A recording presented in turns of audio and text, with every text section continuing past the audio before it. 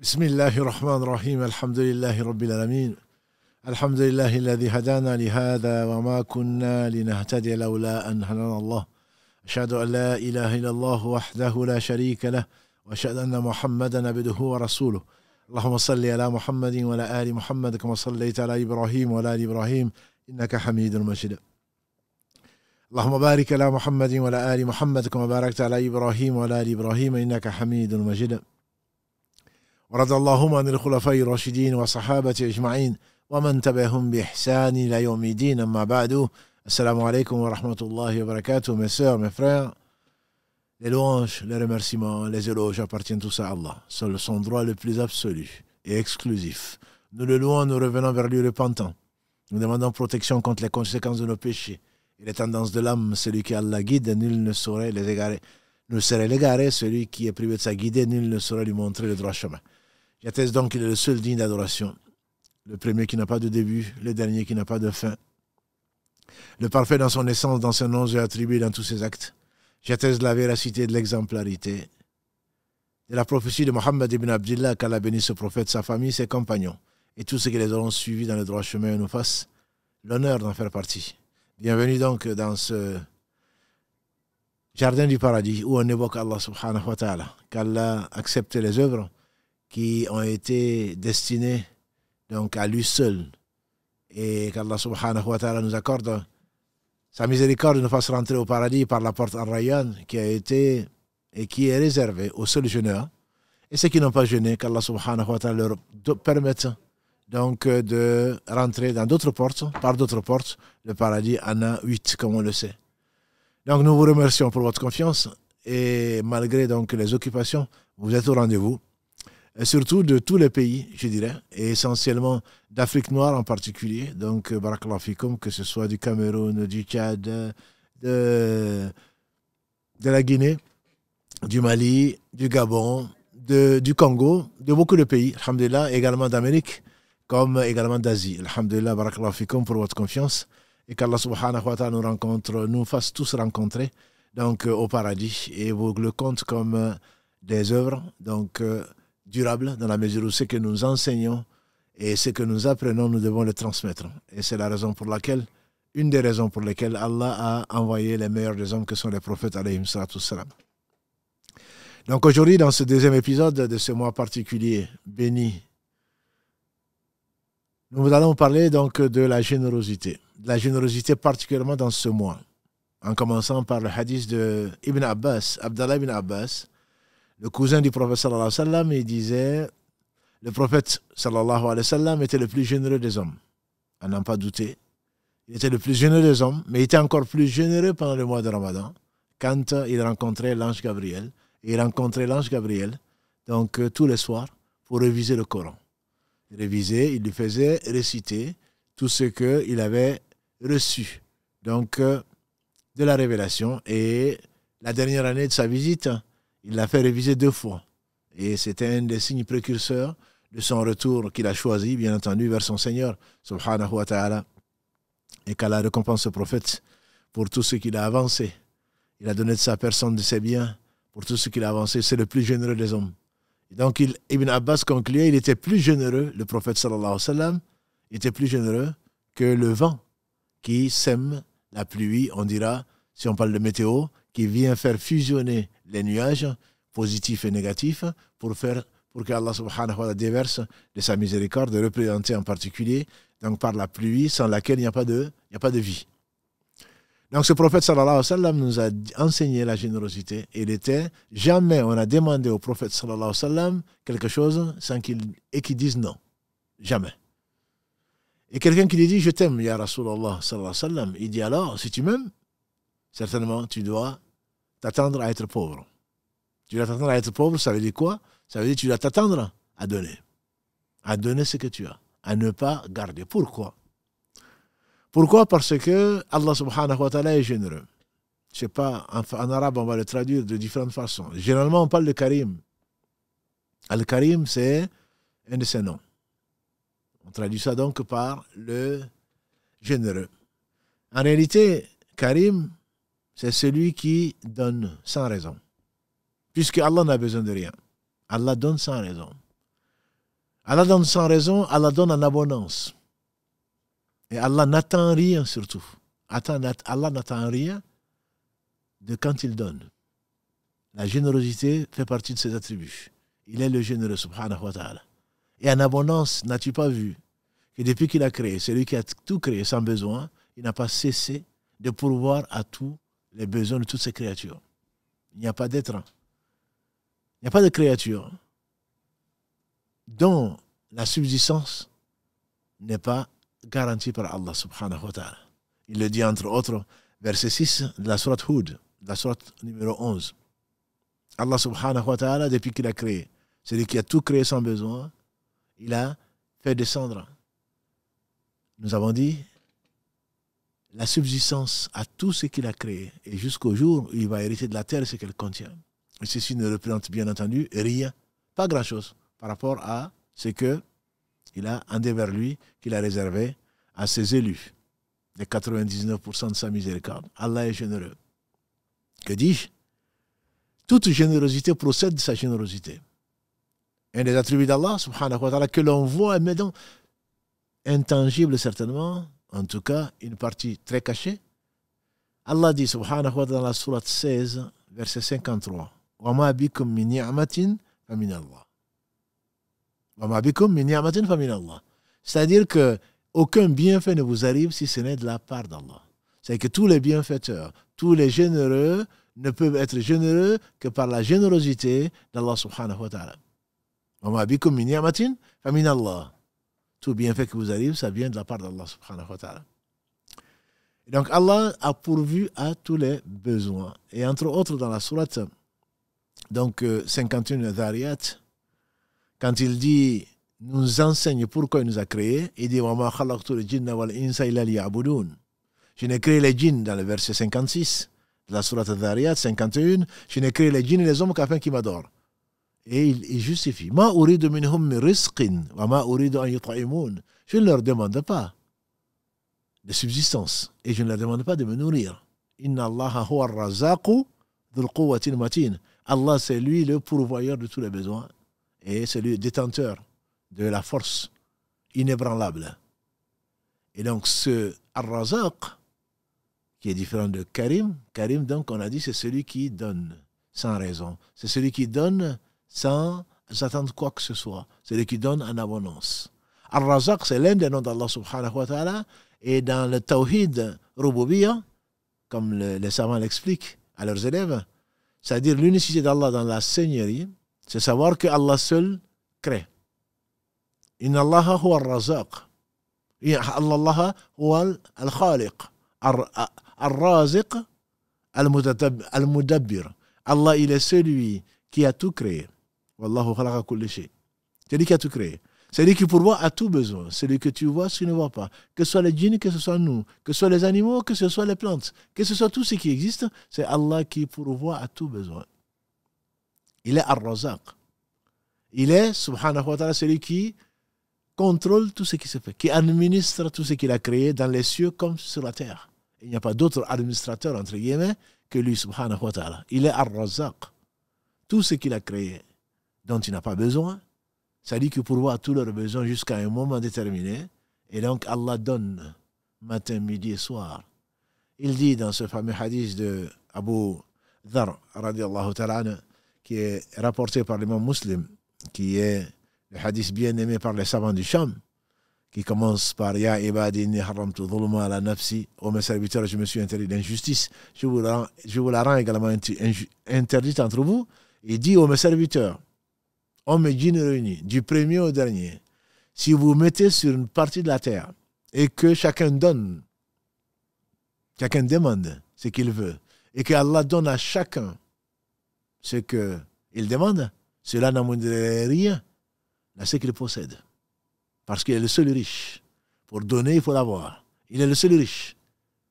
Et donc, pas plus que ce qu'il va donner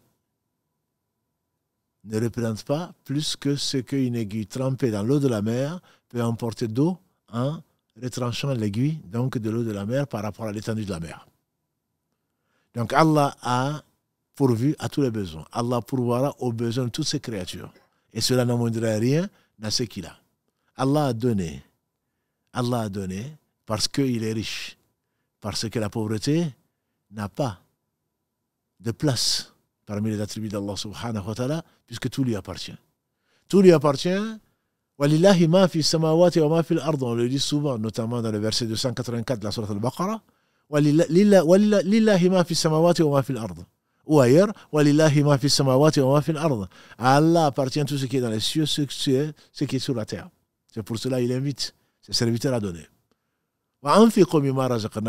Dépensez de ce que nous vous avons donné, c'est-à-dire lui, subhanahu wa ta'ala. Et il demande, subhanahu wa ta'ala, de lui prêter. C'est que Allah nous a créé la vie et la mort, il pourvoit tous les besoins, mais ces besoins, soit on les consomme, entre guillemets, soit on donne aux autres. Et ce que les gens les plus aimés d'Allah subhanahu wa ta'ala, ce sont les gens qui sont au service des autres.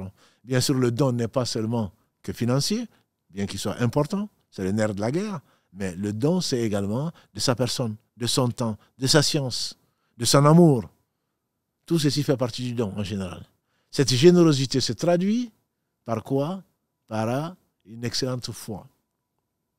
En effet, quand Allah demande de donner, quand Allah a créé et qu'il a donné à certains un peu plus que d'autres, ce n'est pas parce que la pauvreté, ce n'est pas par pauvreté. Allah dit dans la sourate al-Fatir, 35, verset 15, Ya ayyuhan nasu, antumul fuqara ila Allah, wallahu huwa al-ghani al-hamid. Oh, vous les gens, vous êtes des indigents, vous êtes tous pauvres vis-à-vis d'Allah, et c'est Allah qui est le seul riche, al-ghani, celui qui se passe de tout, al-hamid, le digne des louanges. Donc Allah étant al-ghani, c'est celui qui n'a pas de besoin. Allah, il est le riche. Et donc Allah subhanahu wa ta'ala, il a donné à certains et pas à d'autres. Et moins à d'autres plutôt. Mais tout ce que les gens possèdent ne représente pas chez Allah, pas plus qu'epsilon par rapport à l'infini. Et donc si Allah a voulu que certains soient plus aisés, entre guillemets, dans ce bas monde, ce n'est pas forcément un bon signe pour eux. Le prophète sallallahu alayhi wa sallam nous a dit que le riche, pour qu'il entre au paradis, il ne faut pas qu'il cesse de donner à droite, donner à gauche, donner devant, donner derrière. Et donc c'est une épreuve. Et donner n'est pas facile. Certains sont prêts peut-être à se sacrifier plutôt que de mettre la main à la poche. Parce que donner, tu as Satan qui, sur lui ce qu'il mérite, qui te fait craindre la pauvreté. Or, comme le dit Ibn Qayyim, quand il fasse miséricorde, la richesse du pauvre, c'est qu'il sait qu'il est pauvre. Nous sommes tous pauvres. Mais le fait de savoir que tu es pauvre et que tu vas prêter à Allah subhanahu wa ta'ala ce qui lui appartient, comme l'a dit Ibn Mas'ud, radiyallahu ta'ala, il a dit que le prophète sallallahu alayhi wa sallam, un jour meilleur qu'aujourd'hui, dit, il demande, lequel d'entre vous préfère son argent ou ses biens, préfère plutôt l'argent de ses héritiers par rapport à son argent. Ils ont dit, Ya Rasulallah, sallallahu alayhi wa sallam, il n'y a personne d'entre nous qui préfère l'argent de ses héritiers par rapport à son argent. Il a dit alors l'argent, ton argent c'est ce que tu auras dépensé. Ton argent, c'est ce que tu auras dépensé. L'argent de tes héritiers, c'est ce que tu auras laissé. Dans une version, au seuil de ta mort, donner ceci à cela, donner ceci à cela, il ne t'appartient plus. Donc Allah nous a créés, subhanahu wa ta'ala, pour nous confier la science, l'amour, l'argent, ceci et cela, pour voir comment liyabluwakum ayyukum ahsanu amala, afin de prendre des témoins, pour voir celui d'entre vous qui a la meilleure des positions, c'est-à-dire celle de faire des actes qu'Allah subhanahu wa ta'ala aime et agrée et qu'il a ordonné au travers donc de ses prophètes alayhim salatu wassalam. En réalité, et ça fait peur, mes frères, ça fait peur. En réalité, je dirais la générosité est en fonction de la foi. Si le prophète sallallahu alayhi wa sallam, un bédouin est venu le voir, il lui a dit soumets-toi. Il dit non. Il a dit donnez-lui. Ils lui ont donné des animaux, ils ont donné et il est parti alors qu'il n'était pas soumis. Il est parti voir son peuple. Il a dit je viens de chez quelqu'un qui n'a pas peur de la pauvreté. En effet, il n'avait pas peur de la pauvreté sallallahu alayhi wa sallam. Et comme avec Si Mohammed, on le disait il n'y a pas si longtemps dans une des émissions, quand on dit que le prophète sallam était pauvre, il a demandé à Allah de vivre pauvre, de mourir pauvre, ce qui a été le cas, et d'être ressuscité avec les pauvres. Et là, il a visité le paradis, la majorité des habitants du paradis sont des pauvres. Pauvre, ça ne veut pas dire qu'on n'a pas. Pauvre, ça veut dire qu'on sait qu'on est pauvre et que tout appartient à Allah et qu'on le dépense. Pauvre, c'est surtout la conscience. La conscience que tu crois en l'au-delà. Et c'est là où je disais que ça fait peur. Satan, il te menace de pauvreté. Ne donne pas. Et qu'est-ce que tu vas laisser à tes enfants, à ta famille, et demain, et ceci et cela. Mais quand tu sais que tu es pauvre, et que Allah, comme l'a dit le prophète sallam, la dépense n'a jamais diminué dans le bien de qui que ce soit. Dépenser, ça n'a jamais diminué dans le bien, ni ici-bas, ni dans l'au-delà. Parce que Allah a dit à son prophète sallallahu alayhi wa sallam, dans un hadith qui est authentique, il a dit au fils d'Adam, dépense, on dépensera pour toi. Dépense et on dépensera pour toi. Combien sont les gens qui n'ont pas été surpris parce qu'ils sont généreux? Quand tu donnes, tu reçois au moins pareil, voire beaucoup plus. Ô fils d'Adam, ne crains pas la pauvreté. Allah, il est riche. Dépense pour la cause d'Allah, bien sûr. Et alors, Allah va dépenser pour toi. Et toute dépense vient de sa générosité, subhanahu wa ta'ala. Je dis bien ce qui fait peur. C'est que quand tu dépenses, surtout quand tu refuses de dépenser, est-ce que tu es conscient qu'à la mort, 3 choses accompagnent le mort, comme l'a dit le prophète sallallahu alayhi wa sallam. Sa famille, ses biens et ses œuvres. 2 retournent, a-t-il dit alayhi salatu salam. Sa famille retourne, après ses biens. Quand on l'amène dans des carrosses, quand on l'amène dans je ne sais quoi d'autre, et ses biens reviennent. Sa famille reste peut-être un peu triste ou alors se déchire déjà au cimetière, malheureusement. Pour l'héritage. Qu'est-ce qui reste?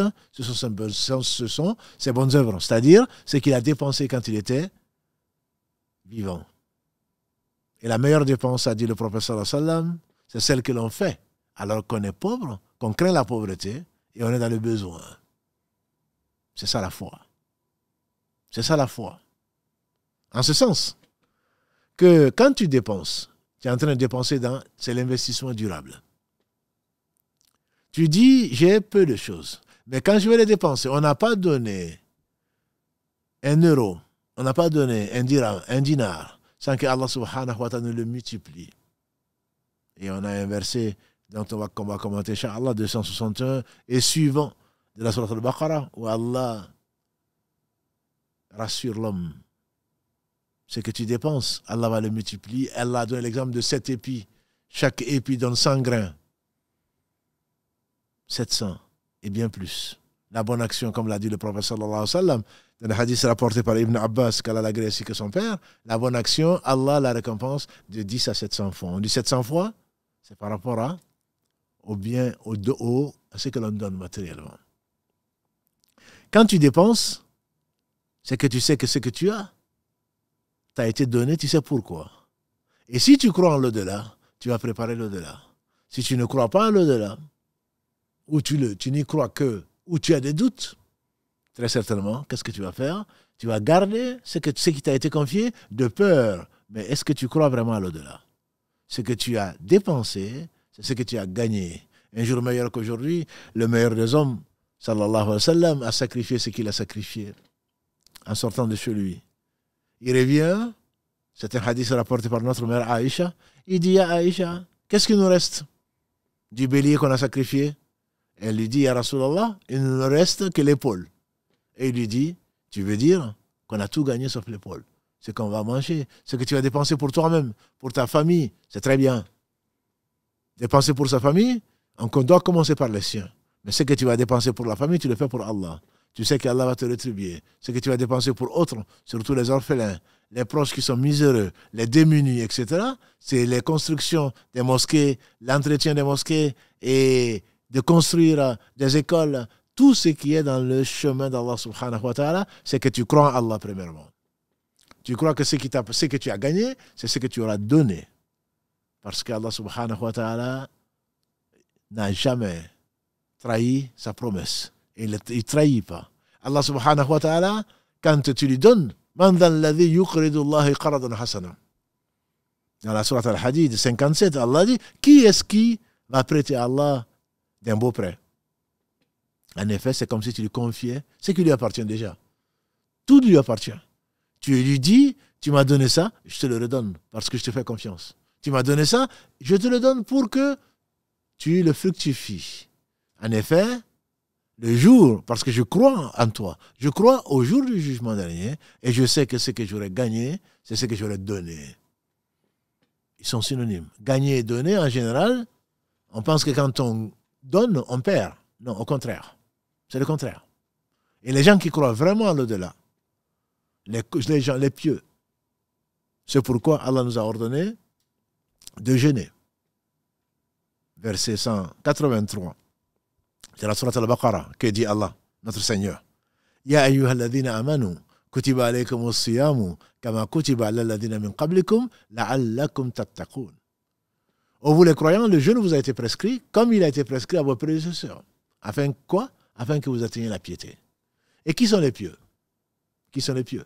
Allah les définit bien entendu dans de très très nombreux versets. Entre autres, en ouvrant son livre, quand il dit Ba'da a'udhu billahi minash shaitanir rajim, Bismillahir rahmanir rahim, Alif Lam Mim.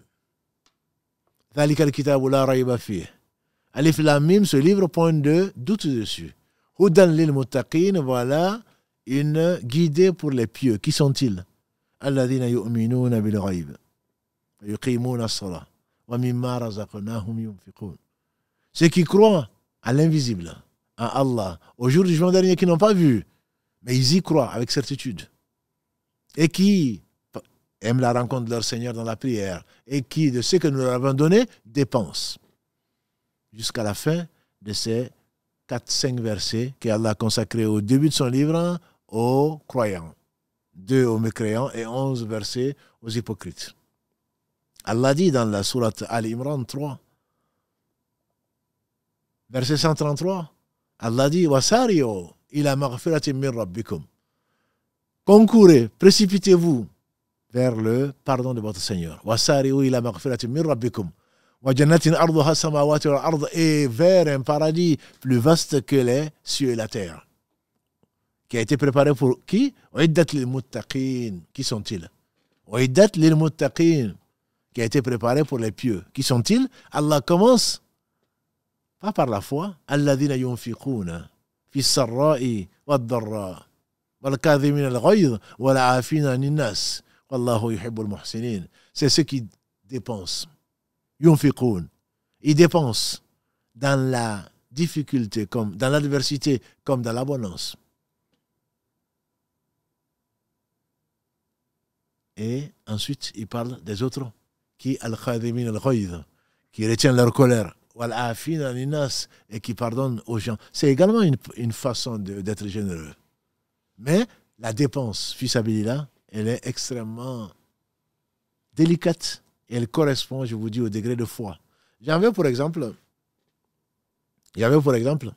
quand à Tabouk, Allah a éprouvé en année 9. C'est à propos de cette bataille de Tabouk qui n'a pas eu lieu que bonne partie de la sourate 9, Tawbah ou Al-Bara, le désaveu ou le repentir, comme on le traduit, la sourate numéro 9 a été révélée. Allah a révélé le fond des hypocrites. Il leur a promis, et sa promesse est vraie, et ils l'ont déjà vu, l'enfer, que Dieu nous en préserve. Faire semblant de croire alors qu'ils ne croient pas. La prière, on l'a fait. Le jeûne, on prétend la faire. Mais dépenser, c'est as-sadaqa burhan, comme l'a dit le prophète sallallahu alayhi wa sallam. As-sadaqa burhan, le fait de donner, cette générosité est une preuve de foi. Parce que tu investis dans le durable. Parce que tu crois en l'au-delà. Alladhina yu'minuna bil ghayb. Tu en as entendu parler, mais tu y crois. Parce que la promesse de ton Seigneur est vraie. Tu y crois. Et là, parce que tu y crois, tu vas avancer pour toi ce qui va te réjouir demain. Parce que ton Seigneur aime cela, alors que s'il te l'a donné, c'est pour te tester. À Tabouk, donc, le prophète sallallahu alayhi wa sallam, d'habitude, il ne disait pas où il allait.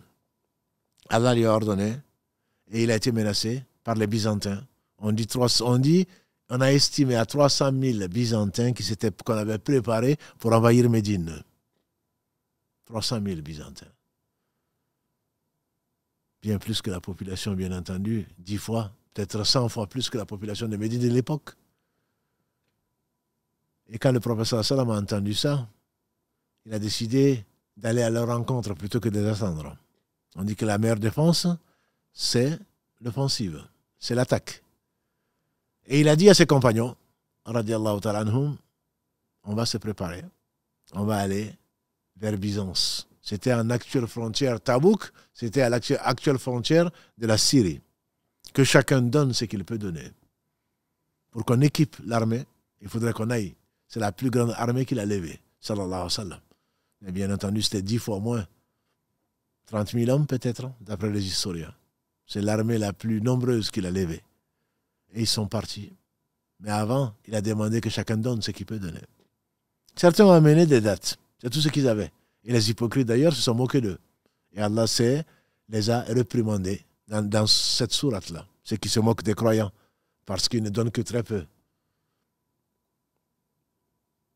On dit que Othman ibn Affan, radiallahu ta'ala anhu, combien de milliers de dinars il a donné, combien de chevaux, combien de chameaux il a donné pour équiper l'armée. Et à cette occasion, et ce n'est pas la seule, le prophète sallallahu alayhi wa sallam a dit que Othman fasse ce qu'il veut, il entrera au paradis. Allah a garanti à Othman, comme à Omar, comme à Ali, comme à Abu Bakr, comme à Saad, comme à Abdurrahman ibn Auf, comme à Zayd, comme à Zubayr. Allah leur a promis le paradis. Mais le paradis, comme dit le prophète sallallahu alayhi wa sallam, le paradis, n'est-ce pas que le paradis est cher? Le paradis, c'est la marchandise d'Allah.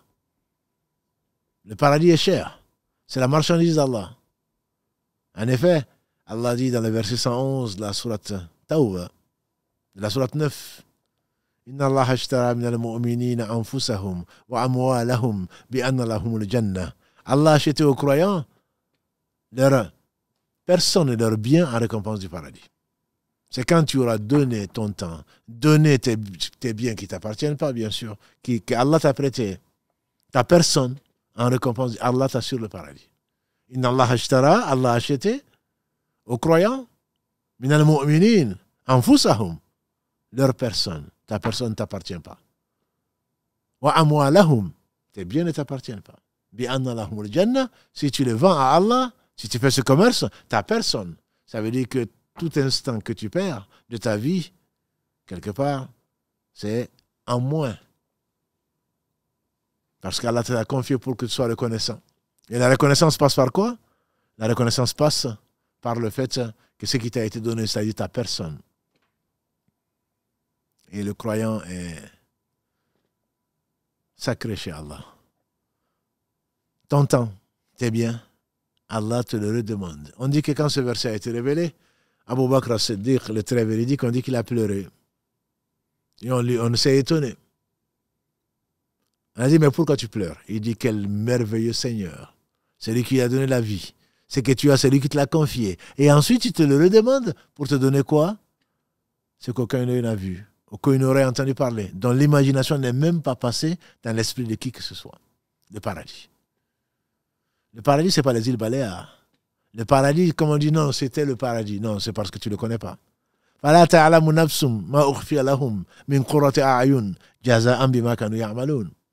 dit dans la sourate Sajda, 32, la prosternation, verset 23, personne ne sait ce qu'il a été caché à ces gens comme récompense de ce qu'ils faisaient. Ils ont prêté à Allah ce qui ne leur appartenait pas, ce qu'Allah leur a prêté, ils ont donné ça à Allah. Et donc je disais que Tabouk, le prophète sallam a demandé que chacun donne ce qu'il peut. Les uns et les autres ont donné, on dit que c'est Omar ibn Khattab, il a dit, et ça c'est la bonne compétition. Il a dit, aujourd'hui, je vais dépasser Abu Bakr. Parce qu'il faut être excellent, il faut viser plus, ne pas regarder qu'en bas, moi je suis mieux qu'un tel. Non, telle personne a donné tant, moi je vais donner plus. Ça c'est l'ambition. L'ambition, pas de cette vie, l'ambition pour l'au-delà. Parce que tu es convaincu que ce que tu auras avancé, Allah il va te récompenser beaucoup plus que ce que tu vas garder. Et que ce que tu vas imaginer. Parce que tu y crois. C'est pour ça que je dis que le don et la foi sont proportionnels. Quand tu donnes, plus ta foi, ça prouve que ta foi est grande. Et c'est grâce à Allah que ta foi est grande, c'est grâce à Allah que tu peux donner. Et donc, Omar est venu trouver le prophète sallallahu alayhi wa sallam et quand il a vu, il a souri. Il a dit, Ibn Khattab, qu'est-ce que tu as amené? Omar, content, il a dit, voilà ce que j'ai donné à Allah. Il a demandé, qu'est-ce que tu as gardé? Il a dit, j'ai gardé l'équivalent à la maison. Il a dit qu'Allah bénisse ce que tu as donné et bénisse ce que tu as gardé. Et Allah sait, subhanahu wa ta'ala, ce qui va se passer. Il a révélé au prophète sallallahu alayhi wa sallam. Qui va arriver ensuite? On aperçoit Abu Bakr, radiallahu anhu, avec certainement peu de choses dans la main. J'imagine une poche comme au bled. Il a juste un mouchoir avec le peu qu'il avait dedans. Je l'imagine. Allah seul sait ce qu'il avait. Et le prophète sallallahu alayhi wa sallam, quand il a aperçu Abu Bakr, il a souri. Il ne parlait pas de lui-même, sallallahu alayhi wa sallam. In huwa illa wahyun yuha. Ce n'est qu'une révélation révélée. Et voilà que le prophète sallallahu alayhi wa sallam sourit. Il dit, et toi Abu Bakr, qu'est-ce que tu as apporté? Abu Bakr dirait, ou il a dit, voilà ce que j'ai apporté, que moi je traduirais. Je n'ai apporté que ça. Pas satisfait de lui-même. Je n'ai apporté que ça. Il a dit, qu'est-ce que tu as laissé chez toi? Il a dit, j'ai laissé l'amour d'Allah et de son messager. Il a apporté tout ce qu'il avait. Et comme le disait quelqu'un de mieux que moi, Abu Bakr ne nous a pas dépassé par le nombre de prières, et Allah seul sait qui priait. Par le nombre de jeûnes, et Allah seul sait qui jeûnait. Mais il nous a dépassé par ce qui est dans son cœur. Il était véridique. Il était véridique. Parce que si tu es véridique, tu vas croire en la vie après la mort. Tu vas savoir que ta tombe sera illuminée ou alors des ténèbres. Tu vas croire alors que ton degré au paradis sera proportion de tes œuvres. Je ne dis pas tu as rentré au paradis. Que tu ne devras qu'à Allah subhanahu wa ta'ala. Ensuite, Allah va vouloir que les œuvres comptent. Et donc, c'est comme s'il voyait le paradis. C'est comme s'il voyait l'enfer, 40 ans plus tard. C'est ça la véridicité. La véridicité, c'est celle-là. C'est pour cela que quand tu donnes, tu sais que tu n'as pas perdu. Ah, mais tu dépenses trop. Non, je ne dépense pas assez. Ça ne m'appartient pas. Et je serai jugé. L'homme ne bougera pas d'un pas, a dit le prophète sallallahu alayhi wa sallam, avant de répondre à 4 questions. Parmi ces 4 questions, une des questions c'est comment tu l'as eu et comment tu as dépensé. Où tu l'as eu plutôt et comment tu as dépensé. Ça, c'est une des 4 questions. L'homme ne va pas bouger d'un pas avant de répondre à ces 4 questions. Donc, Abu Bakr Siddiq a donné tout ce qu'il avait. Il n'a rien laissé. Allah, d'un point, il n'a rien laissé chez lui, mais en fait, il a tout laissé chez lui. C'est l'amour d'Allah, subhanahu wa ta'ala. Matériellement, il n'a rien laissé. Mais spirituellement, c'est sa confiance à Allah. Il sait que ce qu'il a dépensé, c'est ce qu'il va trouver dans l'au-delà. Mais déjà, Allah va pourvoir à ses besoins ici, avant l'au-delà. Parce que quand Allah a créé, il y a nécessairement de la subsistance. Quand il y a fécondation, le hadith de Abdallah ibn Masaoud, Kalalagré, la constitution de l'un d'entre vous se fait 40 jours et ensuite 40 jours. Au bout de 40 jours, il devient une chair. Au bout de 40 jours, il devient une adhérence, ensuite une chair, etc. Et au bout de 40 jours, Allah va lui envoyer l'ange qui va lui insuffler l'âme. C'est pour cela que l'avis le plus répandu chez les savants, c'est que l'âme est insufflée à 120 jours. Et c'est pour cela qu'à partir de 4 mois, 120 jours, dans certains rites, comme le rite Hanbali, s'il y a un fœtus qui meurt, après 4 mois, on fait la prière dessus, on le lave et on fait la prière dessus. Alors que chez les Malikis, par exemple, jusqu'à ce que l'enfant naisse écrit, naisse vivant, à ce moment seulement on prie sur lui. Mais bref, 120 jours, l'ange va écrire 4 choses, parmi lesquelles sa subsistance, de quoi il va vivre. Donc ceci est assuré. Ta subsistance est assurée par Allah. Toutes les créatures, Allah leur assure la subsistance. C'est pour cela que le loup, quand il est venu un jour à Médine, ou à côté de Médine, prendre un agneau, il a pris un agneau et le berger courageux l'a poursuivi. Et le loup s'est arrêté, il dit le berger courageux l'a poursuivi et repris son agneau. Le loup s'est arrêté et il lui a dit, pourquoi tu me prends? C'est qu'Allah m'a donné comme subsistance. Et ils ont dit, le loup a parlé. Il a dit, vous ne voulez pas être plus surpris? Il y a plus surprenant, c'est qu'un prophète est venu à vous, il vous ordonne le bien et vous refusez de croire en lui. Sallallahu alayhi wa sallam. Donc toute chose que Allah a créée, toute créature, c'est Allah qui a tout créé, toute créature a sa subsistance qui est assurée jusqu'au jour où elle va revenir vers Allah subhanahu wa ta'ala. Donc ce n'est pas pour la subsistance que tu vas craindre de dépenser parce qu'elle est déjà assurée par Allah. C'est ce que disait un homme pieux. J'ai su que ma subsistance était assurée par Allah, je ne m'en suis pas préoccupé. Je ne m'en suis pas préoccupé. Quand tu dépenses, Allah il te donne. Abu Bakr a tout donné à Allah. Bien sûr, on n'est pas Abu Bakr. On ne va pas l'atteindre, même pas à la cheville. Mais on va les aimer. Les aimer, c'est quoi? C'est pas seulement aimer Abu Bakr dans le cœur, c'est aimer ce qu'il a fait. C'est le prendre comme modèle. Et lui, il avait pris le prophète sallallahu alayhi wa sallam comme modèle, comme on l'a dit, qui ne cessait de donner matin, midi et soir tout ce qu'il avait. Il serait prêt, alayhi salatu wa sallam, à emprunter pour donner, sallallahu alayhi wa sallam.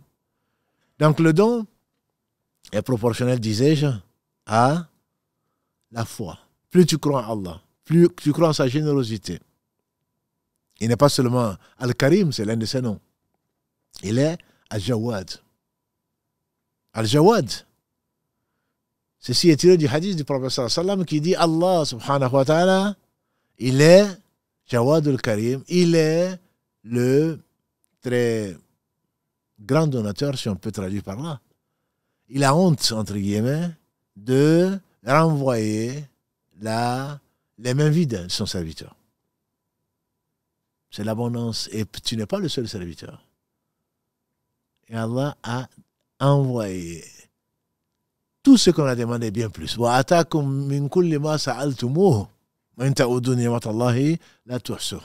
Et Allah vous a donné tout ce que vous lui avez demandé, et bien plus. Et si vous mettez à dénombrer les bienfaits d'Allah, jamais vous ne saurez le faire. Surat Ibrahim, alayhi salatu salam. Donc ce Seigneur, subhanahu wa ta'ala, c'est lui qui donne en abondance.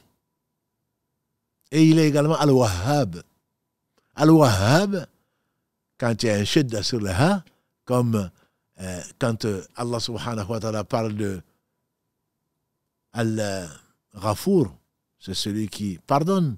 Al-Ghaffar, c'est le très grand pardonneur. Al-Wahhab, rien qu'à l'entendre, on sent de l'amplitude, de l'intensité, c'est celui qui ne cesse pas de donner. Mais non seulement Allah donne, Allah, il est celui, Al-Wahhab, c'est celui qui donne sans que tu demandes. N'as-tu pas vu que tu as beaucoup plus que ce dont tu as besoin? Tu as beaucoup plus que ce que tu demandes. Tu ne demandes même pas et Allah te donne. Il donne aux gens qui lui ont obéi. Et malheureusement pour nous, ils sont très peu. Comme Satan l'a anticipé. Très peu de ses serviteurs seront reconnaissants. Il donne aux gens qui lui désobéissent. Et c'est la part de l'enfer qu'Allah nous en préserve. Et pourtant, Allah ne cesse pas de donner et d'être généreux et d'être le très grand donateur sans rien attendre de qui que ce soit. Sans raison et sans même que tu lui demandes. Mais si tu ne lui demandes pas, il se fâche. Subhanahu wa ta'ala, parce qu'il donne.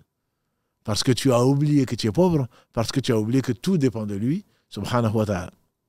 Donc le don, c'est ce que nous avons choisi aujourd'hui comme thème. Et également, on vient de présenter donc à la mosquée et on veut investir dans le durable, comme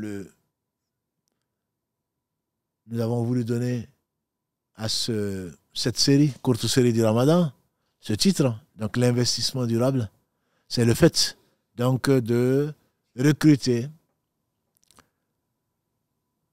2000 personnes qui s'engagent pour le temps qu'Allah a voulu, au moins pendant un an, de donner 20 euros. 20 euros, donc pour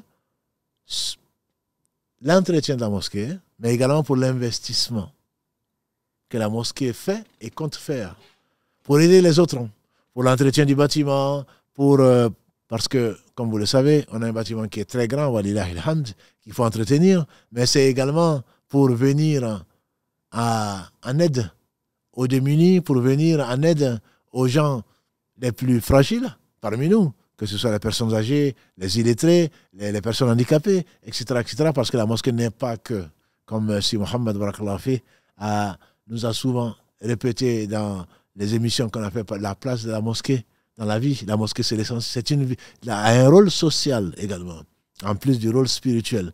L'important, disait le philosophe, n'est pas ce que l'homme dit de sa foi, c'est ce que la foi fait de l'homme. Le plus utile, le plus aimé d'Allah subhanahu wa ta'ala parmi ses serviteurs, c'est celui qui est le plus utile.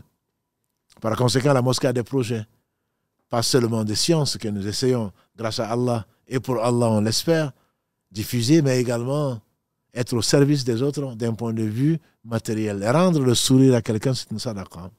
Et tout ceci, on pourra le faire, Inch'Allah, toujours grâce à Allah, et sa grâce suffit, puis au travers donc des donateurs qui savent que ce qu'ils investissent, qui croient en Allah, qui croient au jour du jugement dernier, qui savent que ce qu'ils investissent, Allah le leur donnera, leur rendra bien plus que cela. Et donc, nous sommes à la recherche, le projet du pôle communication, et dans lequel, donc, comme vous savez, si Mohamed qui m'accompagne souvent, et n'eût été les problèmes logistiques ou techniques, il est présent ici. Donc, si Mohamed Adja, que vous entendez en voix off, Karim, que vous connaissez tous, donc, avec donc, l'équipe de projet donc, de l'équipe de la communication de la mosquée, c'est de recruter, c'est de trouver 2000 sœurs et frères qui s'engagent à donner 20 € par mois. Pour l'Afrique, c'est peut-être beaucoup, mais pour l'Europe, alhamdulillah, en général, on arrive à le faire par mois, je dis bien.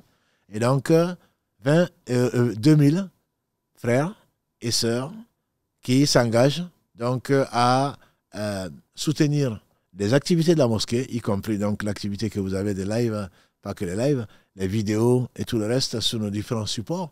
Alhamdulillah, donc pour nous permettre de continuer sans souci, Inch'Allah, et d'être surtout indépendants. Donc ceux qui veulent donc s'engager à cela, c'est qu'ils veulent être des adhérents donc de pour promouvoir ce projet, peuvent tout simplement aller sur notre site, donc investir.mosquée-mirail-toulouse.fr. Ça va s'afficher bien entendu sur donc, nos différents réseaux. Je répète, investir.mosquée-mirail-toulouse.fr, un peu comme l'adresse de notre site, à part que là, on le fait précéder par investir. Donc nous comptons bien entendu sur Allah seul, subhanahu wa ta'ala, qui nous a assuré jusque-là, depuis 40 ans, notre indépendance de tout point de vue, tant d'un point de vue financier que d'un point de vue politique, que d'un point de vue dogmatique. Nous ne comptons que sur Allah subhanahu wa ta'ala en espérant qu'il va accepter, après nous avoir inspiré la sincérité, qu'il va accepter ce que nous avons fait et qu'il nous pardonne nos péchés, ainsi que donc tous ces frères, toutes ces sœurs que nous aimons tant, même sans les connaître, qui nous font confiance et comptant sur la récompense d'Allah subhanahu wa ta'ala et voulant vivre surtout l'esprit de l'islam, cette fraternité qui n'a pas de pareil ni à l'ouest ni à la gauche, cette fraternité qu'Allah subhanahu wa ta'ala, il en a fait un devoir et il a comblé les croyants, il les a définis comme frères, ayant le même but, ayant le même Seigneur, ayant la même religion, ayant donc le même prophète, qu'Allah subhanahu wa ta'ala les bénisse tous. Donc je vais m'arrêter là pour l'instant, et s'il y a des questions donc, sur ce sujet ou sur d'autres, je suis prêt, Inch'Allah, à y répondre, peut-être en commençant par les questions écrites. Mohamed. Assalamu alaikum wa rahmatullahi wa barakatuh. Barakallahu fik, Cheikh. Alors, il y a quelques questions qui sont arrivées, effectivement. Alors, désolé, j'étais en train de lire pas mal de commentaires, etc. Donc, une personne qui cherche à savoir s'il était préférable de faire une sadaqa ou de faire un don de suite quand on reçoit de l'argent, c'est-à-dire, voilà, je sais pas, elle a eu un parent ou une prime d'emploi, par exemple, est-ce qu'elle doit faire un sadaqa de suite ou est-ce qu'elle peut cumuler pour faire plus tard? Alhamdulillah, la meilleure des choses, comme le dit le hadith, la meilleure des choses, c'est celle qui est la plus réfléchie, bien entendu, mais la plus rapidement exécutée. Il ne faut pas laisser de place à Shaitan. Comme d'entre nous ont des projets de construire, de beaux projets, de dépenser pour leurs parents, pour leurs proches, etc. Et puis finalement, ils le gardent. Parce qu'on ne sait jamais. Non, Shaitan, il nous fait craindre donc la pauvreté. Et par conséquent, dès que l'homme peut, il faudrait le dépenser. Et Allah seul sait. Comme Allah le dit, subhanahu wa ta'ala. Dépenser avant qu'un jour ne vienne ou que tu ne puisses plus le faire et que tu dises au Seigneur, fais-moi vivre un peu plus ou ramène-moi, je vais le faire. Donc quand on peut le faire, je ne parle pas de la dépense irréfléchie, je ne parle pas des gens, comme on le dit, l'argent brûle leurs mains ou les brûle, dès qu'ils ont quelque chose, ils s'en débarrassent. Non, c'est réfléchi. Pour moi, c'est l'au-delà. C'est l'au-delà en le donnant à l'autre. Et donc, en le donnant aux proches, en le donnant aux mosquées, en le donnant donc aux gens qui en ont besoin, en donnant aussi que Allah aime qu'on dépense. Les postes de dépenses qu'Allah subhanahu wa ta'ala nous a indiqués dans son livre ou par la bouche de son prophète sallallahu alayhi wa sallam. Donc il ne faut pas attendre, il ne faut pas attendre. Quand on veut faire du bien, il ne faut pas attendre. Il ne faut pas attendre. La meilleure des choses, c'est ce que l'on fait le plus tôt possible. Encore une fois, je dis dans ce que Allah aime et agrée. Barakallahu fik, Cheikh. Une question aussi qui semble intéressante. Comment savoir si un don qui a été fait sincèrement a été accepté par Allah subhanahu wa ta'ala? C'est une question que l'on se pose, en réalité qu'on ne doit pas se poser. Si vraiment elle est sincère, on demande à Allah subhanahu wa ta'ala de nous rendre sincères. Ce qu'il faut savoir, c'est qu'Allah n'a besoin de rien. Allah te donne l'occasion de pouvoir dépenser, de lui prêter ce qui lui appartient. Et donc, s'il t'a donné, c'est lui qui t'a inspiré cette sincérité. Si tu es sincère, je ne m'inquiète pas pour toi. Mais la sincérité a des critères. On me demande souvent comment est-ce qu'on sait qu'on est sincère. Je ne peux pas y répondre. Par contre, ce que je sais, c'est je sais quand je ne suis pas sincère. Et donc, là, une fois que l'on a dépensé, qu'on ne se soucie pas, qu'on oublie même ce qu'on a dépensé. Allah n'oublie pas. Donc, le résultat ne dépend pas de nous. Allah nous demande de faire des efforts. Il nous a confié quelque chose. Malgré la difficulté, ou malgré les difficultés dans lesquelles nous vivons, pour notre bien, Allah nous permet de nous détacher de cette chose à laquelle nous tenons. Et il nous permet donc de dépenser pour lui. On peut oublier, le résultat est déjà compté. On n'a pas à se poser des questions. D'ailleurs, souvent, Satan dit, non, attention, fais attention, ne donne pas à un tel, donne pas à telle mosquée, donne pas à tel ceci. Si jamais il y a des arnaqueurs, il y a des ceci, ça, c'est pas ton problème. Tu donnes, tu comptes sur Allah. Tu l'as fait pour Allah, alors il n'y a pas de souci. Un homme est venu, on le trouve dans An-Nawawi, quand il fasse miséricorde, dans son Riyad Salihin, si ma mémoire est bonne, c'est dans le premier chapitre, à l'Ikhlas. Quelqu'un est sorti pour une sadaqa. Dans la nuit, il s'est caché pour éviter l'ostentation. Et sur qui il tombe? Il donne sur quelqu'un. Il donne à quelqu'un. Ensuite, le lendemain, son fils lui dit, il y a quelqu'un qui est venu à la mosquée, il m'a donné une sadaqa. En fait, c'est son père qui l'a donné.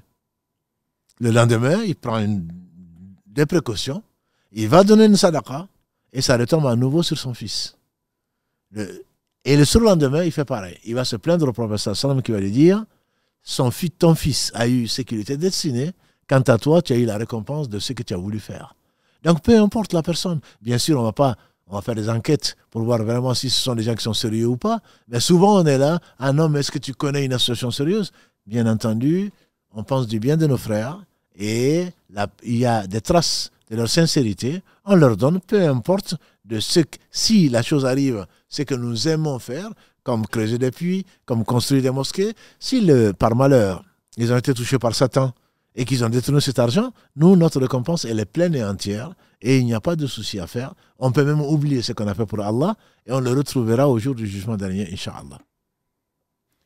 Inch'Allah, barakallahu fik, Cheikh. Je crois qu'on a un appel en attente, Karim. Allô? Oui, salam alaikum. Allô, salam alaikum. Vous êtes en direct, Inch'Allah. Oh, merci. Vous allez bien? Alhamdulillah. Salam alaikum à vous tous. Alors, ma question, c'est est-ce que le fait de travailler sans mon voile rend l'argent que je gagne illicite? Vous savez, on a déjà traité le sujet de illicite. Le haram, c'est Allah qui le définit. Non, le fait de travailler, si tu travailles dans un domaine qui est un domaine qui est permis, tu travailles avec bonne conscience et tu fais ce qui t'a été demandé dans un domaine qui est permis, ton argent est halal.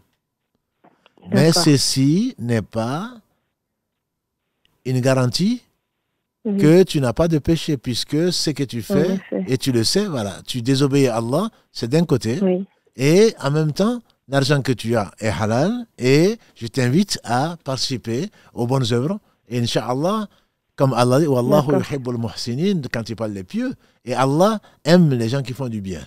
Et donc, Ibn Qayyim, quand il fasse miséricorde, il disait en substance qu'il y a trois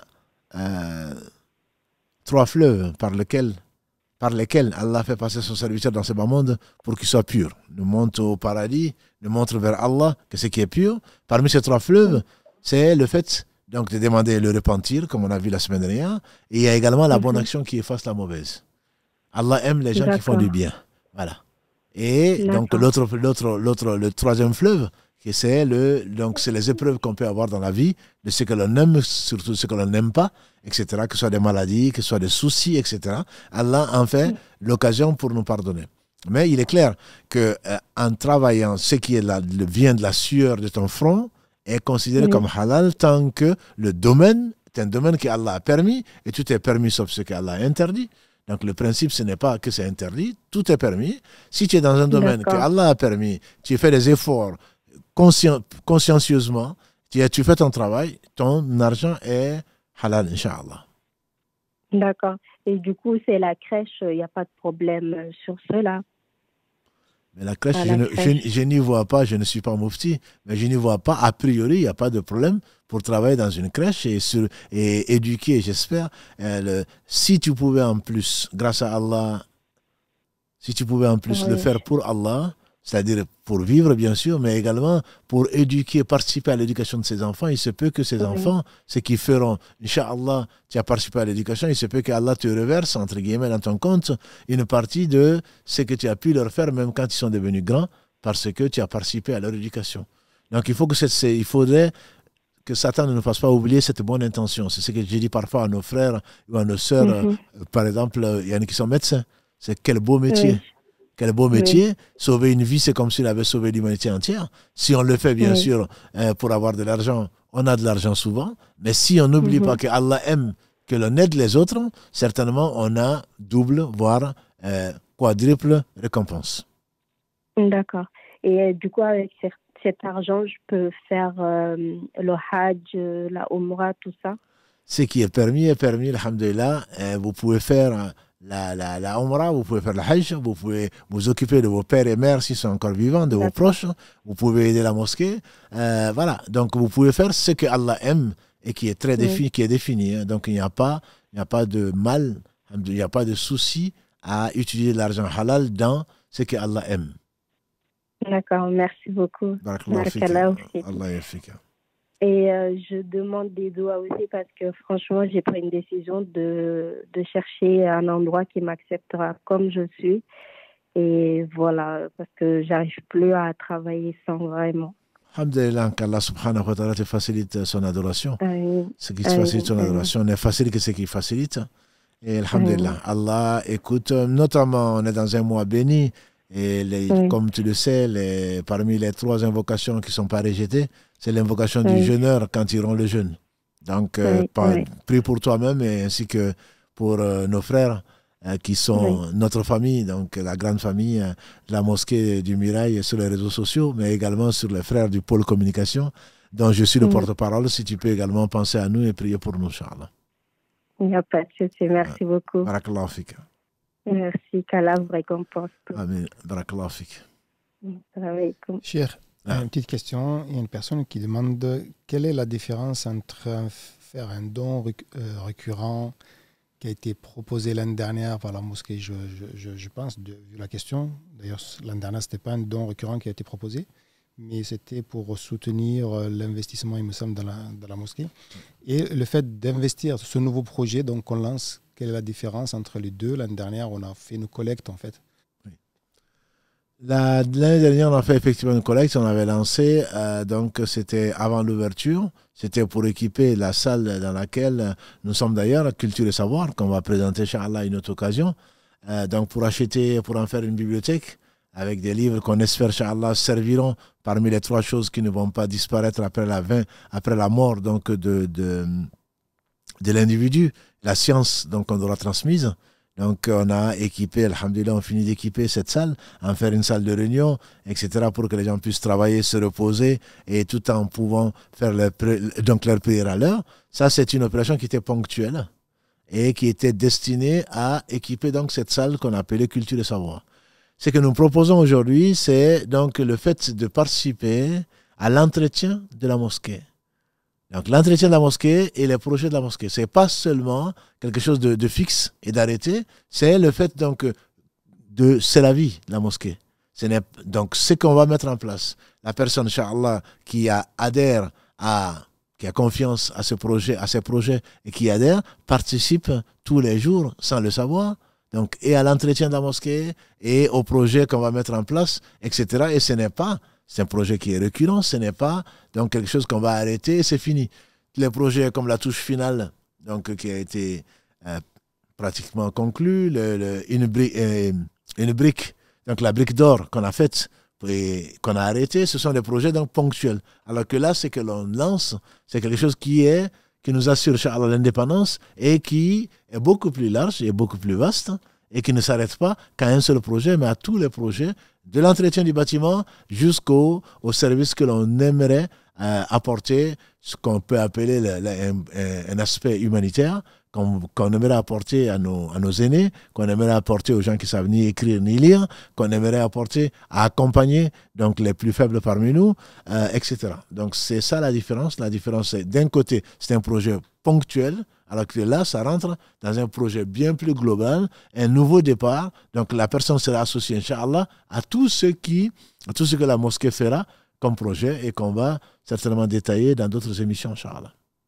On peut rappeler encore une fois la page web qui explique un petit peu ce nouveau projet, investir.mosquée-mirail-toulouse.fr qu'on va enrichir aussi au fur et à mesure. Donc cette page-là vous explique un petit peu les grandes lignes de cette campagne, Inch'Allah. On a un appel. Allô, salam alaikum.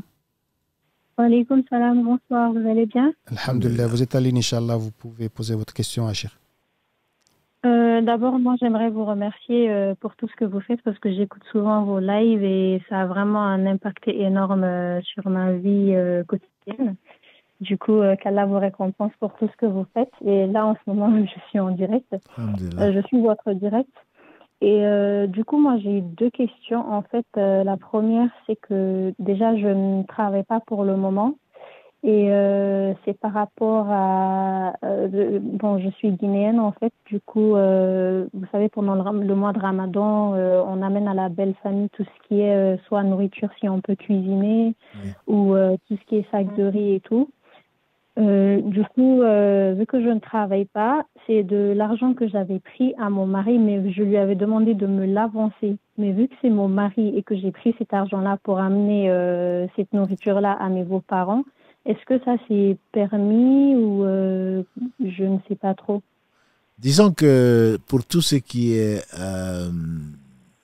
ton l'entretien de tes enfants, de ta famille, etc., bien entendu, c'est permis de le prendre, surtout si le mari a tendance à être un peu avare, ça peut leur arriver.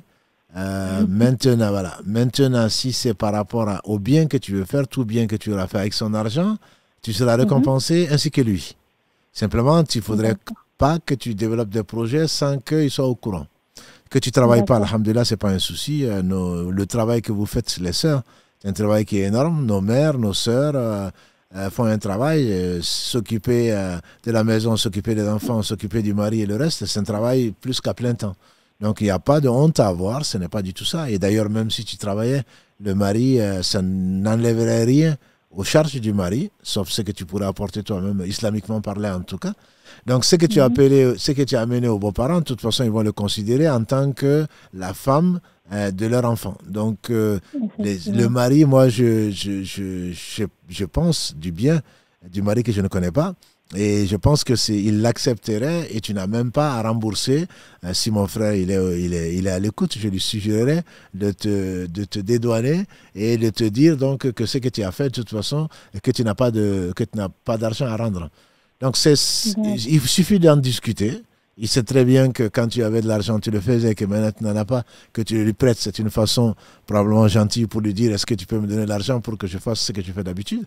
Donc, a priori, il n'y a pas de problème. Mais ne fais pas des choses sans son consentement. Au moins, avec son argent, mieux vaut éviter de dépenser, même si c'est dans du bien, sans qu'il en soit averti, sans qu'il donne son consentement, dans la mesure où Satan va rentrer, il reste un homme, tu restes une femme. Et donc, il se peut que Satan pose des problèmes en disant, elle dépense de mon argent, même sans mon accord. Mais a priori, il n'y a pas de souci. D'accord, pas de problème.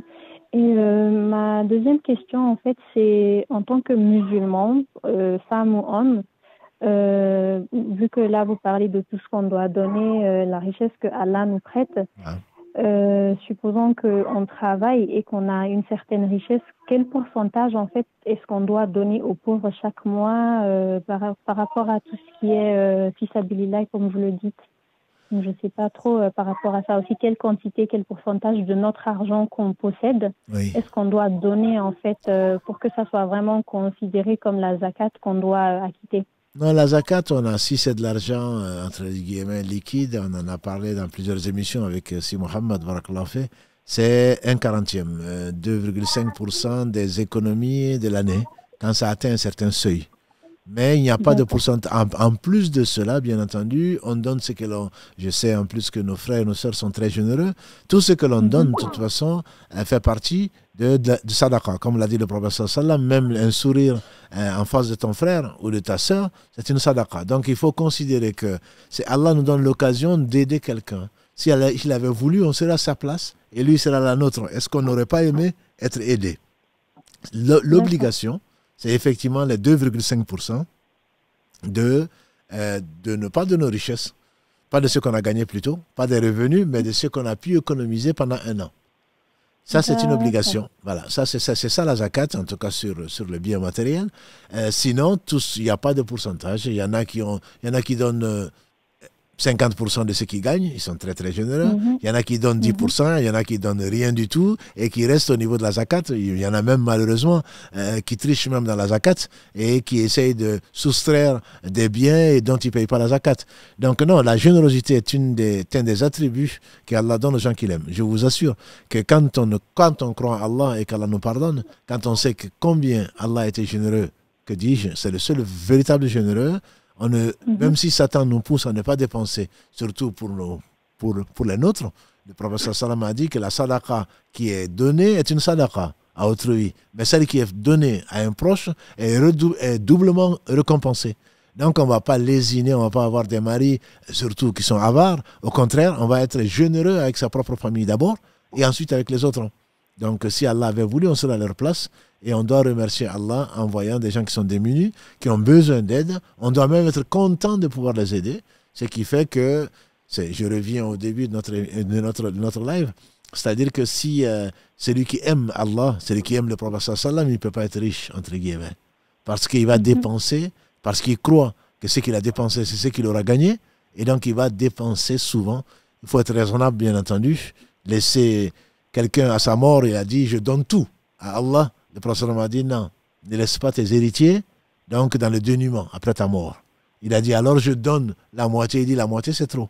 Il dit je donne le tiers. Il dit oui le tiers, mais même le tiers est trop. Ce qui fait que les savants disent que dans l'héritage, on peut éventuellement faire un legs, mais le tiers c'est le maximum que l'on puisse léguer à autre que ses héritiers, sauf si les héritiers sont d'accord pour qu'on lègue plus. Sinon, en général, le legs n'est pas plus qu'un tiers. Ça veut dire que c'est à vous de voir quel est surtout en Guinée ou en Afrique de l'Ouest ou ailleurs, on sait combien de projets il y a, combien les gens sont pauvres, etc.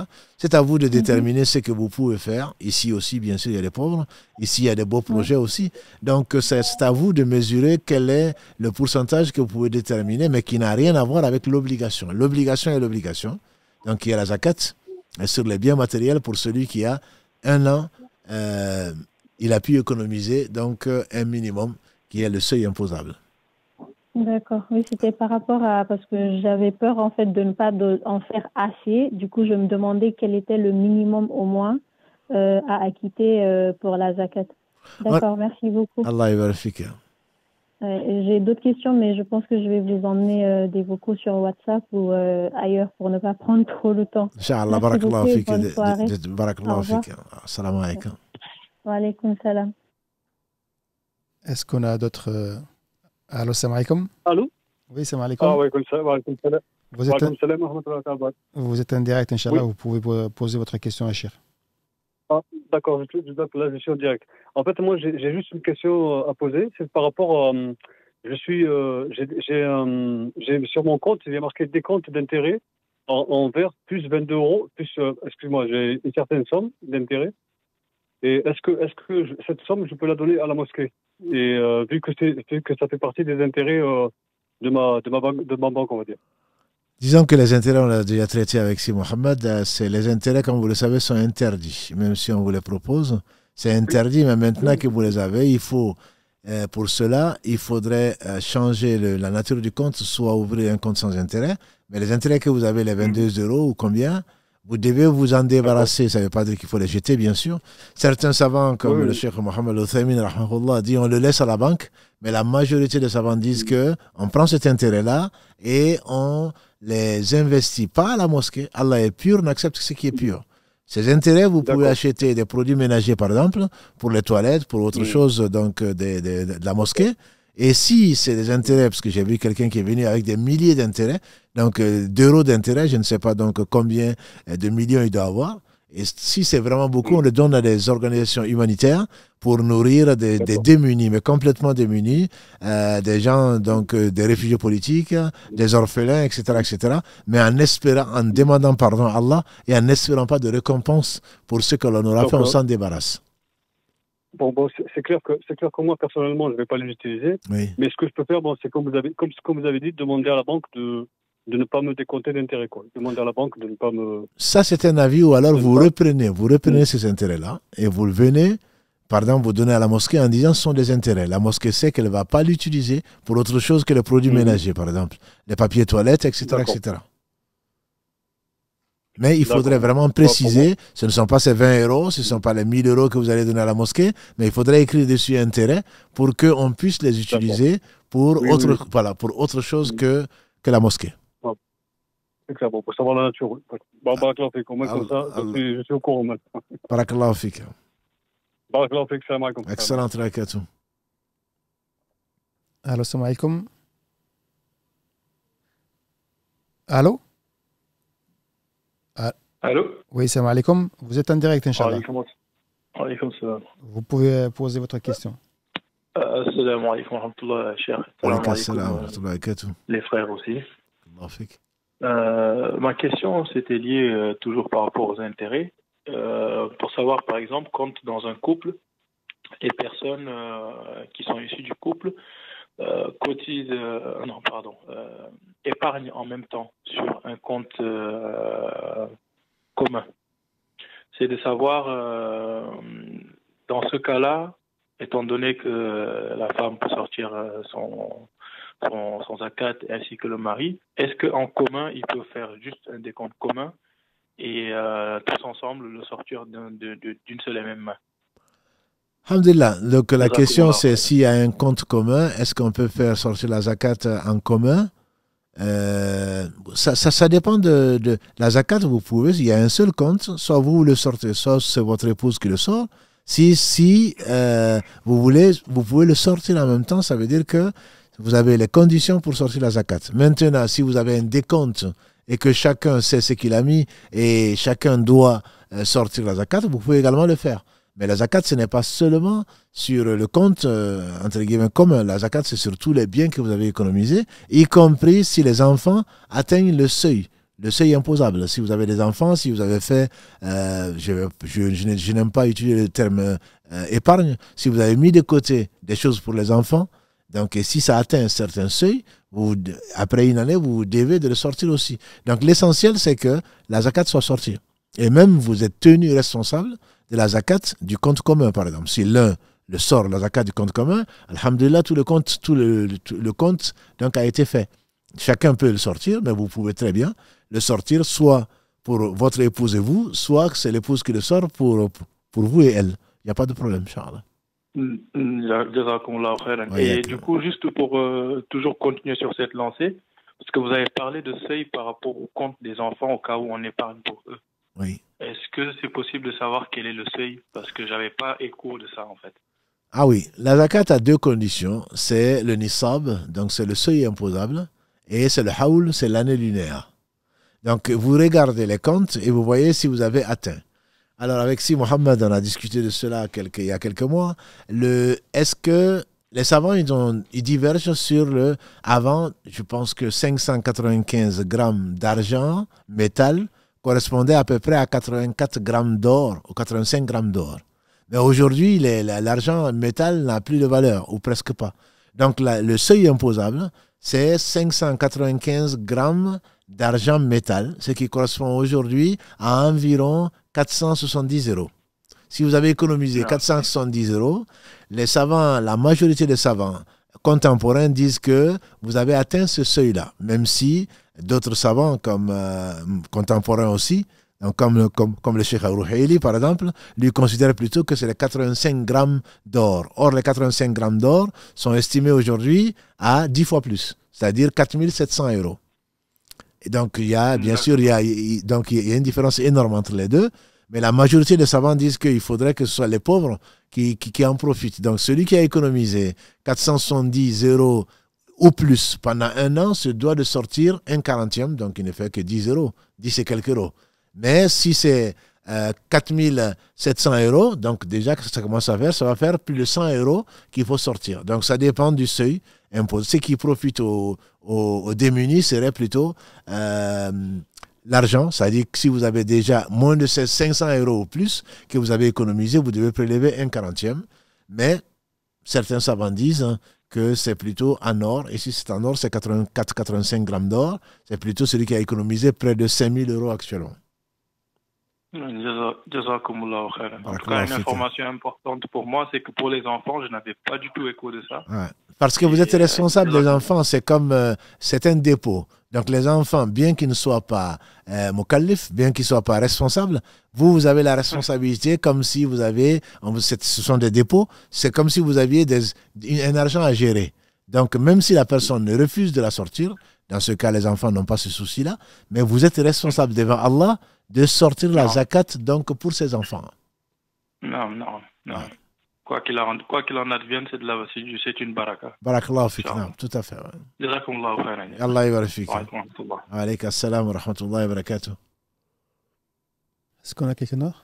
Ouais. Allô, salam alaikum. Wa alaykum assalam wa rahmatullah. Vous êtes en direct, Inch'Allah, vous pouvez poser votre question. Salam alaikum wa rahmatullah. Wa alayka assalam wa rahmatullahi wa barakatuh. Alhamdulillah. En fait, je suis travailleur indépendant de ma société en informatique.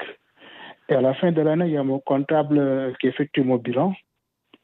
Donc, du coup, il prend l'ensemble des prestations que j'ai effectuées. Il va retrancher les charges. Il me reste le résultat brut. Et sur le résultat brut, il applique un taux d'imposition pour avoir un résultat net. Et sur le résultat net, en fait, je décide de prendre un dividende.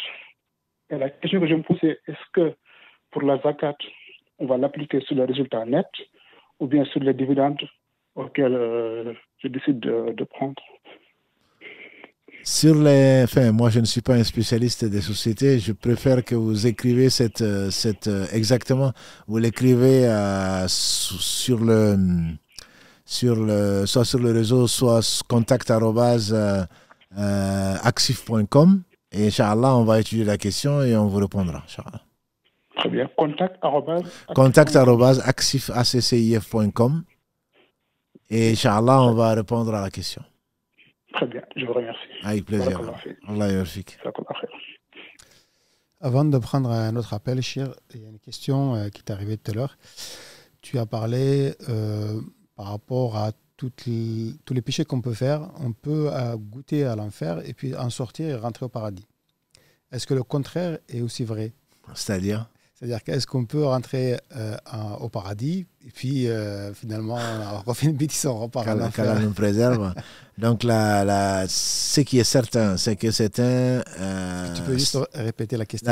La question, donc on peut passer par l'enfer par la justice d'Allah subhanahu wa ta'ala qui a interdit l'injustice. Et donc quand on passe par les 3 fleuves d'Ibn Qayyim, dans cette vie, c'est soit les bonnes actions, c'est soit le repentir sincère, c'est soit les épreuves qu'Allah nous fait traverser. Si on sort pur, alors Allah nous fera rentrer au paradis. Nous rentrerons au paradis que ceux qui sont purs.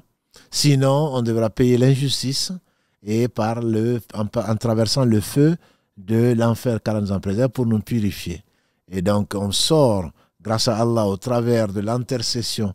Il y a 8 types d'intercessions sur lesquelles on ne va pas revenir dans le détail, par lesquels Allah nous fait sortir plutôt ses serviteurs qui ont été injustes pour les faire rentrer au paradis.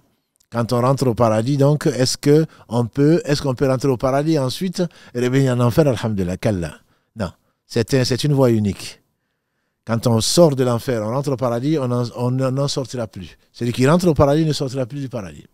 Par contre, il y a 2 catégories de gens qui sont en enfer et qui sont injustes. Il y a le croyant dont la foi a été faible et qui a été injuste vis-à-vis d'autres, et donc qui va payer par ses bonnes actions. S'il n'en a pas assez, il va prendre les péchés des gens qui ont été maltraités, et donc il va passer par l'enfer, parce que, comme l'a dit le prophète sallallahu alayhi wa sallam, c'est « Atadounou la mani le mouflis ». Est-ce que vous connaissez l'insolvable? C'est celui qui a beaucoup de prières, beaucoup de jeûnes, et beaucoup de bonnes actions, et qui a frappé un tel, insulté tel autre, confisqué le bien de tel autre, et on va prendre ces bonnes actions, on va le donner aux gens qui ont été maltraités, et s'il n'a plus de bonnes actions et qu'il y a toujours la queue, Allah va prendre, parce qu'il est juste, il va prendre les péchés des gens qui ont été maltraités, il va les mettre dessus, il tombe en enfer. Donc une fois qu'il est passé par l'enfer, il va certainement cramer, qu'Allah nous en préserve. Ensuite, il va passer par l'eau de vie et il va redevenir, on ne va pas y mourir bien sûr, mais il va redevenir, comment dirais-je, être reconstitué. Ensuite, il rentre au paradis. Et on ne sort pas du paradis. On ne rentre pas au paradis et ensuite en sortir. Ça, c'est une faveur d'Allah subhanahu wa ta'ala. C'est un sens unique. Ok, barakallahu fik, cher. Une question aussi qui est plutôt intéressante. Est-ce que le fait de faire des dons, de partager, peut effacer les péchés aussi? Bien entendu. Le prophète sallallahu alayhi wa sallam a dit que le don est à la preuve de la foi. C'est une très bonne action. Allah multiplie le don par 700, voire plus. Quant à une action, je dirais, bonne qu'Allah accepte, c'est de 10 à 700 fois. Mais là, le don est assuré d'être récompensé au moins 700 fois, voire plus. Donc, c'est clair que c'est une très bonne action et les bonnes actions effacent les péchés. Donc, c'est l'une des meilleures actions à faire, c'est bien le don. Le don est en place très haute par rapport à... Bien sûr, il y a le don de soi, il y a le don financier, il y a différents types de dons, mais le don vient en première ligne par rapport aux bonnes actions. Nous avons des appels aussi. Allô, salam alaikum. Wa alaikum salam. Vous êtes en direct, Inch'Allah. Ok, donc j'ai 2 petites questions. La toute première, c'est au sujet de, comment on appelle, au sujet de l'intention.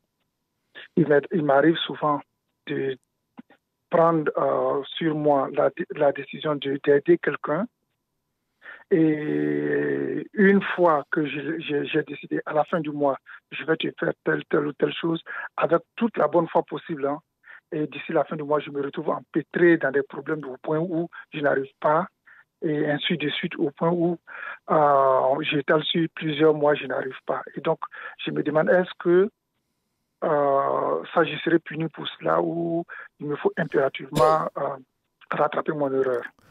Donc la question, c'est par rapport à l'intention qu'on n'a pas pu accomplir. Exactement. Alors, donc l'intention qu'on n'a pas pu accomplir est de deux sortes. Si l'intention est en toi-même, que tu n'as pas promis, bien sûr que tu n'as pas de péché. Tu as voulu faire du bien, Allah te récompensera par la bonne action. Comme l'a dit le prophète sallallahu alayhi wa sallam, celui qui décide d'entreprendre une chose et qu'il a fait grâce à Allah, Allah le récompense de 10 à 700 fois. S'il décide de faire un péché et qu'il ne le fait pas, grâce à Allah, il a une bonne action. Et s'il décide de faire un bien, il n'arrive pas à le faire, Allah lui inscrit une bonne action complète. Donc c'est pour cela qu'entre autres qu'on a tout à gagner à avoir de bonnes intentions, etc. Maintenant, si la bonne intention s'est transformée en une promesse, là c'est autre chose. Si tu as promis à quelqu'un, y compris à ton enfant, en disant je vais te faire ça à la fin du mois, ou je vais t'acheter ça, et bon, il y a eu beaucoup d'autres choses, tu n'as pas pu le faire, là ce n'est pas du tout quelque chose, là c'est un péché dans la mesure où ça ne fait pas même partie des 4 caractéristiques de l'hypocrisie, le fait de promettre et de ne pas de satisfaire sa promesse. Donc l'intention... Même si ce n'est pas intentionnellement qu'on n'a pas réussi à tenir sa promesse. C'est la personne, quand tu as promis à une personne, la personne a un espoir. Elle a un espoir, et donc c'est un espoir qui est dessus.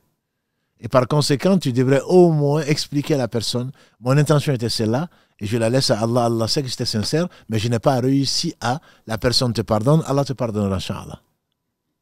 D'accord, voilà. Ça c'est ma première. Et ma seconde, en fait, ça c'est juste besoin de conseils. Oui. Quand je vais souvent me laver, voilà, quand on met l'eau chaude, je mets l'eau chaude sur moi, je me sens tellement bien que instinctivement, et chaque fois, je dis Alhamdulillah. Or, on nous dit que dans les toilettes, il ne faut pas prononcer le nom d'Allah. Et donc, je ne sais pas, je vous le soumets pour que peut-être vous me donnez un conseil, comment faire pour éviter cela. Je ne sais pas, mais une fois quand l'eau, vraiment, je suis bien sous la douche, ça me vient instinctivement, Alhamdulillah. Alhamdulillah, c'est un bon réflexe, je dirais, ailleurs que dans les toilettes. Maintenant, si dans ta salle de bain, tu as les toilettes, effectivement, il faudrait que tu demandes à Allah, c'est lui qui réalise tout bien, de t'aider et de faire des efforts. Donc, si tu le fais, il ne t'en veut pas, il ne t'en tient pas rigueur, mais tu essayes avec le temps, de te rappeler, grâce à Allah, qu'il ne faut pas le faire, parce que si tu fais ça, ça fait rentrer les anges dans des endroits sales. Mais si ta douche, ou plutôt ta salle de bain, ne contient pas de toilette, le problème ne se pose pas, tu peux le faire, tu peux parler, il n'y a pas de problème, même si ce n'est pas un endroit où il faut causer, mais le fait de parler dans une salle de bain n'est pas interdit. Merci beaucoup, je vous remercie infiniment. Allah yabarik fik. Au revoir. Allô, salam alaikum. Allô, salam alaikum. Wa alaikum salam. Vous êtes en direct, Inch'Allah. Oui, salam alaikum. J'avais une question par rapport à qui n'est pas très en sujet avec le thème, mais qui me perturbe un peu. Je suis étudiante et infirmière. En plein mois de Ramadan, je suis en stage dans une EHPAD. Donc malheureusement, dans ce métier, on est confronté à la nudité, à l'intimité, parfois à des aliments illicites. Et j'aimerais savoir si ce métier, on peut le faire en tant que musulmane. Alhamdulillah, c'est aider les autres. C'est que bon, il y a comme souvent dans les actes, il y a du bien et il y a du mal. Aider les autres, surtout les personnes âgées, dans l'islam, c'est quelque chose qui est un devoir collectif. Il faut absolument qu'on s'occupe des personnes les plus fragiles. Et Omar ibn Khattab, qu'Allah l'agrée, il a même été c'est le premier, qui a parlé de retraite, même à des non-musulmans qui leur donnaient des allocations, donc parce qu'ils étaient devenus des personnes dépendantes plutôt. Donc malheureusement, avec la mondialisation et l'individualisme, on s'occupe très peu de ses parents et également des personnes âgées. Ça, c'est quelque chose qui, islamiquement, n'est pas du tout acceptable et c'est vraiment déplorable. Donc, qu'ils soient musulmans ou non musulmans, ce soit nos parents en priorité, mais toute personne âgée mérite. Le prophète sallam disait, ne fait pas partie de nous les gens qui n'ont pas pitié, qui n'ont pas de miséricorde vis-à-vis de nos enfants, de nos petits, et qui n'ont pas pitié des personnes âgées. Donc c'est un très bon métier, infirmière en particulier, c'est un excellent métier. Le problème qu'il y a, la nudité et le reste, s'il faut vraiment le faire, Il faudrait le faire, porter des gants, essayer de faire des rappels dans sa tête pour ne pas penser du tout à ce que l'on fait, parce qu'elles sont dépendantes, ces personnes-là, donc il faut bien le faire. Si on n'a pas le choix, dans la contrainte, on peut le faire. Par contre, le fait de donner si tu pouvais éviter de donner ce qu'Allah a interdit, parce que tu vas te retrouver dans une chaîne, ce qui est interdit ne lui serait pas arrivé si tu l'avais pas donné. Donc au moins si tu le fais parce que c'est un sage, au moins si tu le fais parce que tu n'as pas le choix, il faudrait demander pardon à Allah, parce que il faudrait pas avoir le cœur gai, même si tu donnes à manger à quelqu'un. Allah l'a interdit pour toi et pour elle. Donc si tu n'as pas le choix, tu le fais, mais tout en étant consciente que ce que tu fais c'est un péché. Ne dis pas j'ai pas le choix, si tu as le choix. Et donc demander pardon à Allah, et il est miséricordieux. On prie pour toi et priez pour nous pour que Allah nous pardonne nos fautes. Voilà. Donc d'un côté, tu as tous ces points positifs de s'occuper des anciens et des personnes âgées. Et de l'autre côté, il y a des péchés parce que il y a des choses à ne pas faire. C'est la raison pour laquelle le péché a toute une chaîne, quoi. Donc depuis la chaîne de production jusqu'à la chaîne de consommation, si nous sommes dans la chaîne, nous prenons une partie de péché relative. D'accord, barakallahu fik, merci beaucoup. Avec plaisir. Cher, je te propose de nous arrêter là, Inch'Allah, parce que déjà minuit passé, et faire peut-être un dernier rappel sur le site internet et l'opération, Inch'Allah. Alhamdulillah, donc on est dans un mois béni, il faut le rappeler, c'est pas bien sûr tous les mois sont les mois d'Allah, tous les jours sont les jours d'Allah. Allah a voulu que la générosité soit une des caractéristiques donc, de ce mois. Pas que de ce mois, mais le mois de Ramadan est connu pour, alhamdulillah, la générosité. Et notre exemple, le meilleur des modèles, c'est le prophète sallallahu alayhi wa sallam qui était le plus généreux des hommes, et encore plus pendant le mois de Ramadan. Donc, c'est une invitation à le prendre comme modèle. Et celui qui n'a pas grand-chose a quand même beaucoup, parce qu'il y a des gens beaucoup moins fortunés. Je sais de quoi je parle pour être né et grandi en Afrique. Je sais de quoi je parle. Il y a des gens qui sont beaucoup moins fortunés, mais malheureusement, je dirais, la dépense est souvent inversement proportionnelle à la richesse. Sauf à la richesse du cœur, bien sûr. Plus ils sont pauvres, plus ils sont riches du cœur. Plus ils sont riches matériellement, souvent, plus ils sont avares. Ils sont pauvres du cœur. Donc, il ne faut pas dire non, moi, je n'ai que ça. Il ne faut pas sous-estimer ce qu'Allah nous donne. Ceux qui ont donné des dates, Allah a été satisfait d'eux pour Tabouk. Ceux qui ont donné des dinars et des milliers de dinars, Allah a été satisfait d'eux. Chacun donne en fonction de ce que. Donc nous profitons de cette occasion-là pour inviter les uns et les autres à investir dans le durable. Bien sûr, nous faisons partie de cette communauté qui est la meilleure que Allah a suscitée pour les gens. Et Allah nous donne l'occasion qui va peut-être pas se renouveler. En tout cas pour certains d'entre nous, Allah seul sait si on pourra le faire demain. Et c'est pour cela qu'il ne faut pas attendre demain pour vouloir bien faire. Comme le dit le proverbe français, qui remet à demain trouvera malheur en chemin. Donc quand on essaye, quand on ne fait pas, quand on veut faire le bien, il faut le faire de suite. De suite, et il ne faut pas attendre demain. Demain appartient à Dieu, comme Allah subhanahu wa ta'ala, tout lui appartient. Donc on a lancé cette opération-là, dont on fait la publicité aujourd'hui, mais ce n'est pas le thème du jour, bien que le thème c'est l'investissement en général. Donc l'investissement durable, la générosité, et toute générosité est bonne. Donc à appliquer la mesure, c'est ce que j'ai oublié de dire. On est en Ramadan, celui qui donne à déjeuner à un jeûneur, donc Allah lui donne la récompense de celui qui a jeûné sans rien amoindrir à la récompense donc du jeûneur. Donc la personne qui donne à manger est considérée, Allah le récompense comme il récompenserait, ou comme il récompense plutôt, la personne qui a jeûné. Donc la générosité, c'est de tout point de vue. Matériellement, c'est encore plus difficile, mais bien entendu, c'est aussi valeureux. Donc on a ouvert on a un projet, donc on espère recruter, avoir donc des adhérents à ce projet-là. 2000, c'est notre objectif, si on le dépasse, et c'est facile à Allah. Si on le dépasse, donc c'est 20 €, c'est un prélèvement ou un investissement donc récurrent de 20 € pour participer à l'entretien donc de la mosquée, pour participer à ces différents projets d'un point de vue social, d'un point de vue humanitaire. Et donc c'est pour se renseigner, Parce qu'il ne s'agit pas de vendre une chose comme ça. Pour se renseigner, vous pouvez aller donc sur investir.mosquée-mirail-toulouse.fr.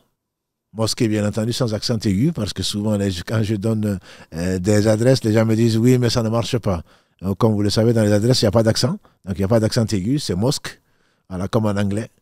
Et donc, l'adresse, Inch'Allah, vous la retrouverez également sur nos différents réseaux. Allez visiter et prier pour qu'Allah subhanahu wa ta'ala récompense les uns et les autres qui ont participé, parce qu'Allah seul sait que ça a demandé beaucoup de temps aux frères de la com, ici présents donc, dans cet atelier, qu'Allah les récompense par le meilleur. Juste aussi un petit rappel, on s'excuse pour les frères et les sœurs qui ont essayé de nous joindre par téléphone pour poser les questions. Alhamdoulilah, on ne peut pas prendre tout le monde en même temps, donc on s'excuse et on vous donne rendez-vous la semaine prochaine. Surtout ne pas hésiter à insister. Et puis, bon, il est déjà minuit, il va falloir qu'on s'arrête. On est fatigué aussi pour préparer la journée de demain, Inch'Allah. Donc, Cheikh, je te laisse conclure. Inch'Allah, barakallahu fikum, donc pour votre fidélité, encore une fois, pour votre confiance qui pour moi n'a pas de prix.